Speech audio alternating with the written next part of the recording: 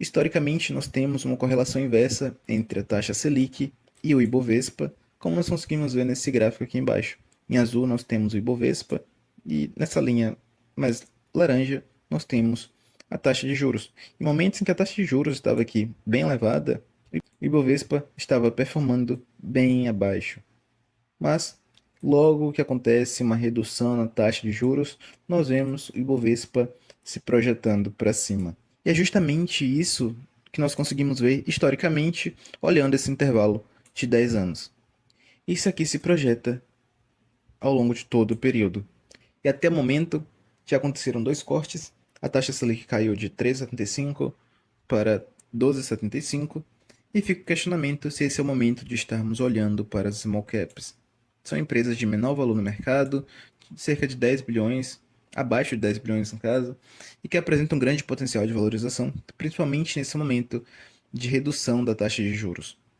E é esse o questionamento que fica, se é o momento de estarmos olhando para essas empresas.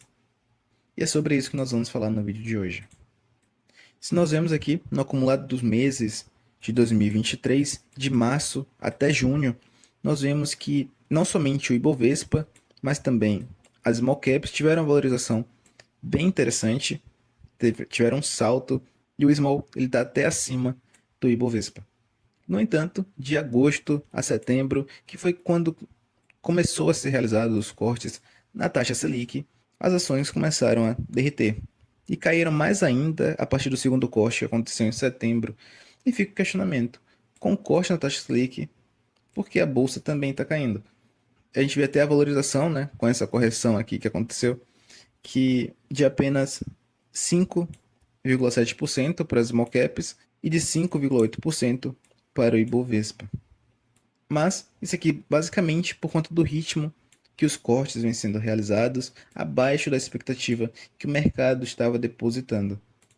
Aquele questionamento de que se os juros estão sendo cortados, por que a bolsa não está subindo? Ele faz sentido, no entanto, não é somente para os juros atual que o mercado acaba se baseando para expressar o seu desempenho. Ele olha também para os juros futuros. E foi o que nós vimos aqui de março até junho. Nesse período, ainda não havia tido nenhum corte na taxa Selic, no entanto, as ações tiveram uma valorização bem expressiva. E isso por conta da expectativa da redução da taxa de juros. Então, só nisso aqui nós conseguimos ver a importância da taxa de juros, da expectativa em relação à taxa de juros futuros para as ações. E nesses períodos de agosto e de setembro, que foram os meses onde de fato aconteceram os cortes na taxa Selic, a projeção dos juros futuros tem sido precificado para cima e isso tem sido expresso no desempenho das ações, onde muito provavelmente os investidores estão utilizando esse momento aqui de julho até setembro para estar realizando o lucro que tiveram aqui de março até junho. Então é importante a gente só ter a noção de que não é somente na taxa de juros atual que o mercado acaba se projetando, mas também nas expectativas dele para o futuro.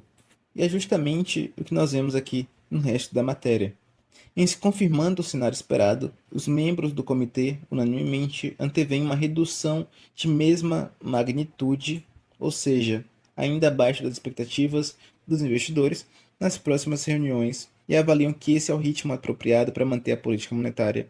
Então, a projeção dos próximos cortes vem acontecendo aqui de 0,5 pontos, a projeção de que ao final do ano a taxa de juros esteja em 11,75, né, o mercado acabava esperando que fosse um pouco abaixo, tem expressa esse resultado no desempenho das ações como um todo.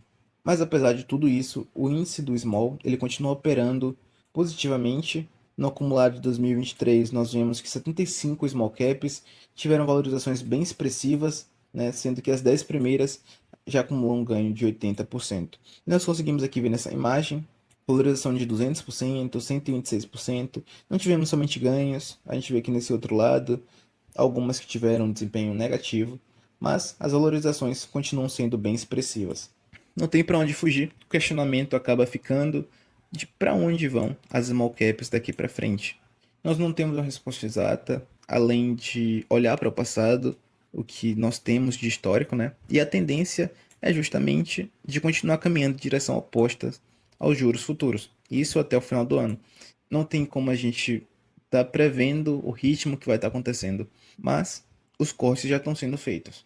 No entanto, se seguir esse ritmo de 0,5 pontos percentuais, a gente fica sem um direcional que acaba facilitando para especular o desempenho desses small caps, quando voltarão a subir, ou se vão ficar nesse jogo de sobe um pouquinho, perde mais um pouquinho.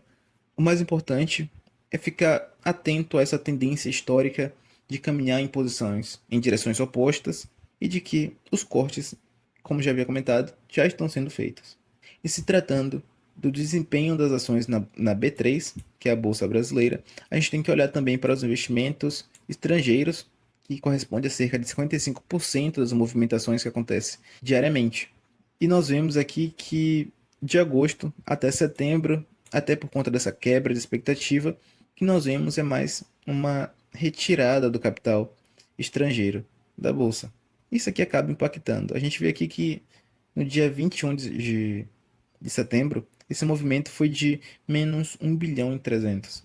E foi justamente esse o responsável pela valorização das ações que aconteceu de março até junho, como nós vemos aqui a injeção bilionária de capital estrangeiro. Isso aqui pode acontecer novamente, muito em breve, ainda em 2023, fazendo com que essas empresas que têm um grande potencial de valorização continuem sendo precificadas para cima. Outro ponto importante para que você fique atento, o small, ele continua bem descontado.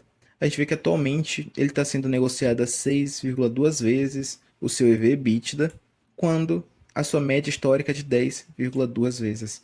Então, está bem abaixo da sua média e está no momento oportuno com a redução da taxa de juros. Então, acredito que seja o momento de ficar de olho nas small caps. E trago alerta para vocês de que boas empresas acabam seguindo os seus resultados. Então, se você for ficar de olho nas small caps, não compre qualquer uma. Há o ditado de que uma boa small cap é aquela que não se contenta em ser apenas uma small cap, mas que busca crescimento. E tente focar naquelas que tenham esse resultado inverso de preço favorável e bons resultados. Espero que esse vídeo tenha sido útil para você. Peço que se inscreva no canal se ainda não for inscrito. Deixe um comentário aqui embaixo o que achou do conteúdo que eu tenho trazido. E no link da descrição eu vou deixar algumas sugestões de livros para quem deseja começar a investir e não sabe por onde começar. É só você acessar aqui embaixo. E até a próxima.